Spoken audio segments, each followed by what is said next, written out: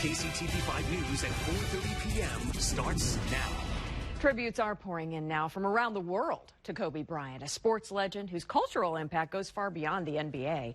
Bryant, his 13-year-old daughter Gianna, and 7 others were killed yesterday when their helicopter crashed in California. And while many, of course, reflect on Kobe Bryant's long list of athletic accomplishments, a local pastor points to a time when he was indirectly helped by him, clearly off the court, in fact, not even in this country. So Pastor Tim Fritson from Liberty Christian Fellowship is here with us now to explain. First of all, this news hit you pretty hard yesterday, right? Yeah, and unexpectedly, in a way that other celebrity deaths have not impacted me. This one, just because of this brush with him and his generosity and his kindness, it just really struck me. I was weeping in a restaurant in Kansas City. You were sitting eating by yourself, yeah, right? And when the news came across my Twitter feed, and yeah, it just immediately struck me at a very deep level. Well, explain why, because 10 years ago, you ended up in Haiti. Yes, we were there to do some emergency medical work following the earthquake, and we had no plan for how we were going to get home.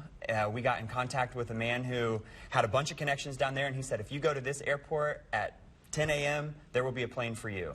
And we showed up at this airport. And it was just that vague. It was that vague, and we just trusted him and said, okay, we believe he can get us home. And this wasn't necessarily like the main airport. You were truly going on a leap of faith. Yeah, here, it was right? like a grass runway and like a one-building kind of situation. And this plane lands, and pilot gets out, and we get all loaded in, and the man with the connection comes back and just says, I want to welcome you aboard. Kobe Bryant is paying for these flights to bring supplies down and then to take emergency personnel back to the United States. And what was your thought at that moment? I was so tired. I think I heard Kobe Bryant. Yeah, is this the Kobe Bryant we all know? Is there another Kobe Bryant, possibly? Yeah. Right, but later you found out indeed it was him. Yeah. You know, I've often struck by, the true spirit of someone is shown by things they do when no one is watching. Yes. Right? Don't we hear that all the time? This is kind of one of those things. Who knew he did that? No one. No, we had no idea that was happening previously. I have no idea how many more of those flights were made, how many came before us, how many came after us.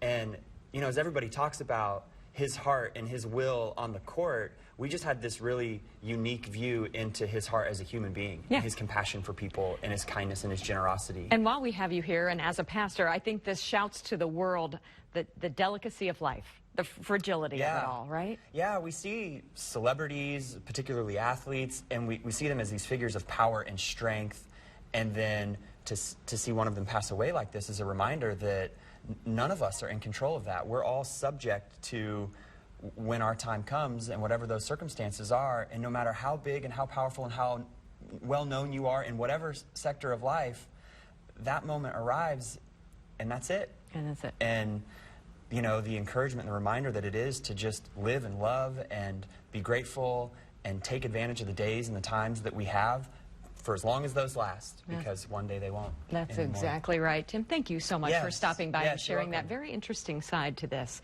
All right, we're going to get another check of our forecast now. Let's turn things back over to Gary.